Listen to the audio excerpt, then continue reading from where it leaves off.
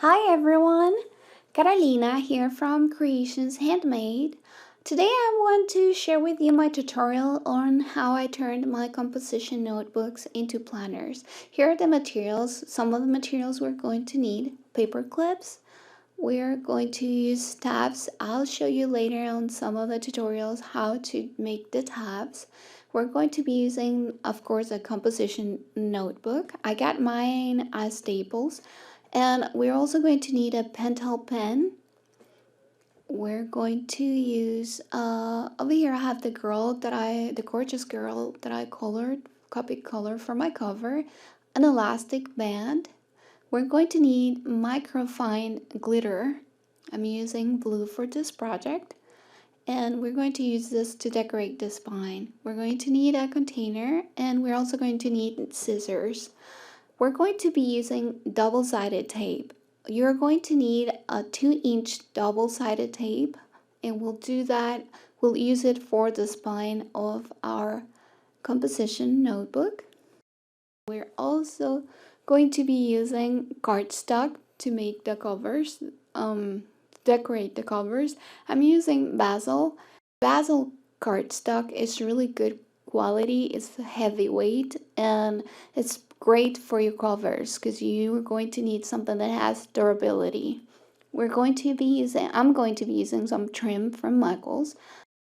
These are library pockets that I got at Hobby Lobby, and some calendar pages also.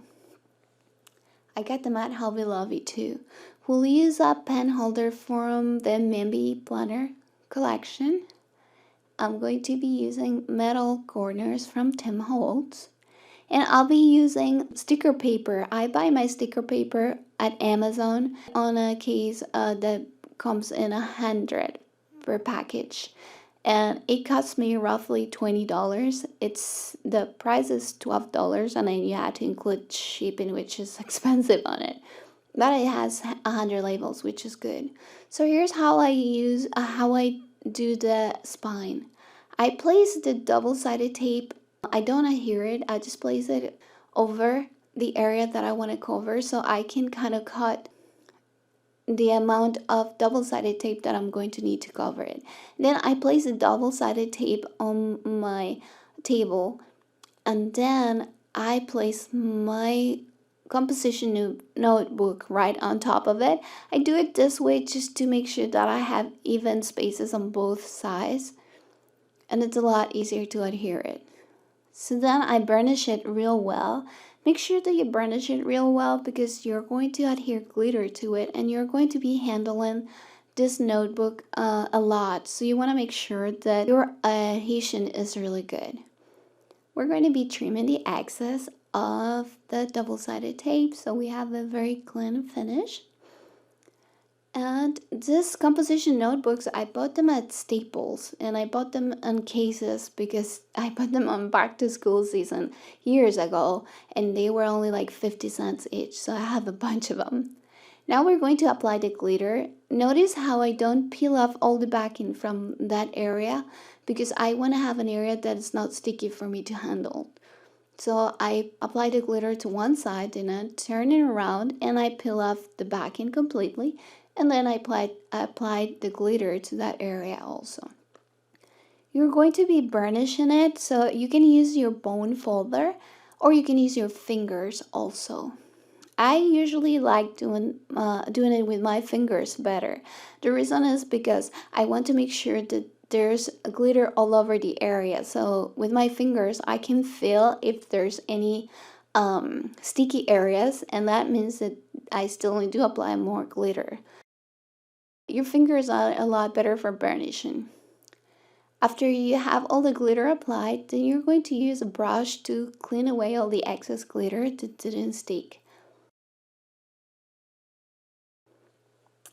And now we're going to decorate the barrel of our pen. The pentel pens, you can take the barrel off really conveniently, and then I kind of eyeball again the area that you're going to see on the barrel.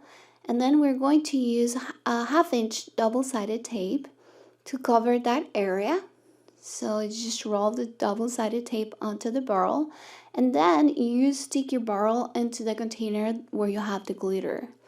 Make sure that you have glitter all over the barrel, and then you burnish it real well so it sticks. And once we have it all covered and you burnish it real nicely, then you just put it back into the pen, and that's it. You have your decorated pen, and it's great. It's really glittery and it matches your composition book perfectly. So now we're going to work on the cover of the composition book. We're going to place double-sided tape all over the area where we're going to apply the cover. And I use double-sided tape because I want to make sure that I have very strong adhesion. This area, the covers, they're the ones that have the most wear because they go against everything and you handle them all the time. So you want to make sure that you use an adhesive that is strong enough to hold your cardstock so it doesn't come apart. You want to make sure that it's going to have longevity, that it's going to last long. So I apply the double-sided tape all over it. And then, as I said, I get my composition notebooks at Staples for like 50 cents only years ago, and that was really, really good. Now, once you have all your tape applied, make sure that you burnish it real well.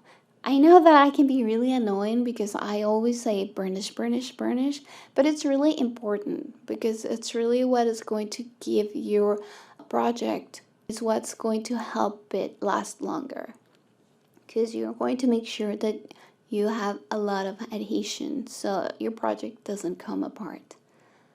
So we're going to finish placing the double-sided tape on the back of our composition notebook.